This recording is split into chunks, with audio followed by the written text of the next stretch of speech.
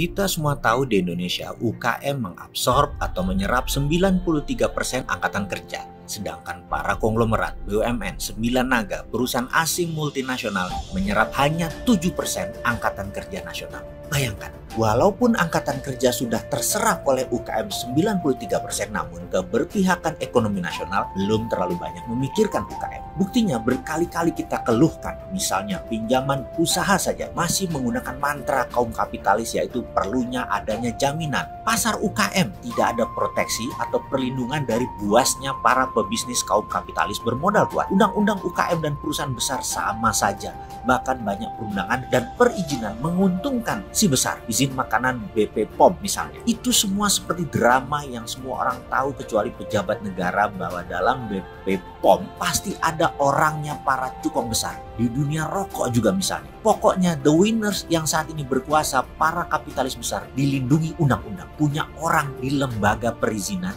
di mana mereka tugasnya memperlambat perizinan sertifikasi para UKM, tetapi mempercepat kebutuhan pebisnis kapitalis. Semua orang tahu hal-hal seperti ini kecuali pejabat tinggi negara. Terlalu steril data informasi ke mereka. Mengapa? Ya mungkin yang memasukkan data ke pejabat tertinggi dan tinggi negara tersebut ya para kapitalis oligarki tadi. UKM suaranya nggak terdengar jadinya. Kembali ke masalah UKM. Di tahun 98 resesi banyak memunculkan kafe-kafe tenda artis alias UKM jadi solusi. Dunia UKM tumbuh nggak ada matinya. Di tahun resesi 2008 UKM melesat. Di tahun 2020 ini bagaimana UKM nasibnya? Bubrah. Kalau tidak cepat diperangi corona, maka Indonesia bisa nggak selesai masalahnya. Jakarta akhir April bisa turun pandemiknya. Tapi Makassar mungkin baru mulai naik. Jabar baru mulai naik. Jabar 2 bulan kemudian peak dan turun. Kemudian Kalimantan baru mulai naik. Gitu aja terus karena keputusan pejabat yang kayak orang lagi dansa caca. Maju mundur,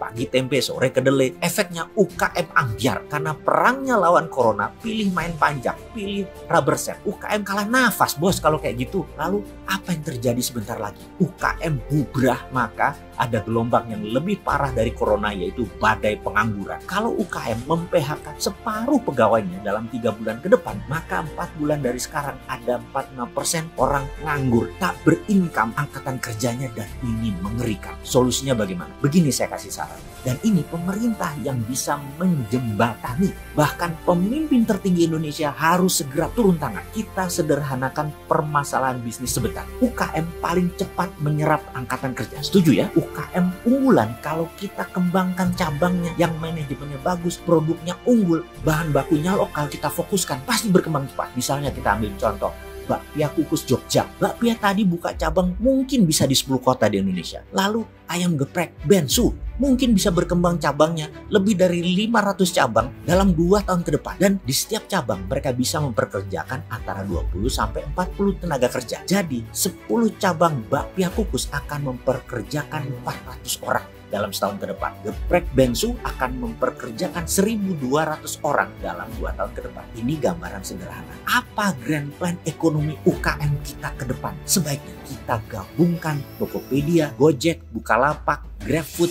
Blibli, apapun marketplace, kita minta data 1% top sales bisnis mereka. Misalnya di GoFood saat ini ada 500.000 merchant mitra bisnisnya. Top 1% alias 5.000 perusahaan itu adalah top 1%. Betul ya? Kalau 5.000 perusahaan tadi buka cabang di berbagai kota, 10 saja masing-masing, jadi ada 50.000 usaha baru yang kalau dikalikan 40 orang akan menyerap 2 juta lapangan kerja baru. Cara membangun cabang tadi bagaimana? Gabungkan dengan platform ECF, Equity Crowdfunding Santara. Top 1% dari 5 atau 6 marketplace tadi mungkin akan mendapatkan 20.000 bisnis unggulan, 20.000 UKM unggulan. Bayangkan, ada jutaan orang saat ini menabung di bank yang mungkin uangnya lebih baik invest di UKM unggulan tadi. Jadi para investor tadi invest receh membeli saham UKM, dan UKM tadi bisa mengembangkan cabang mereka atau memperbesar bisnis mereka secara data UKM tadi proven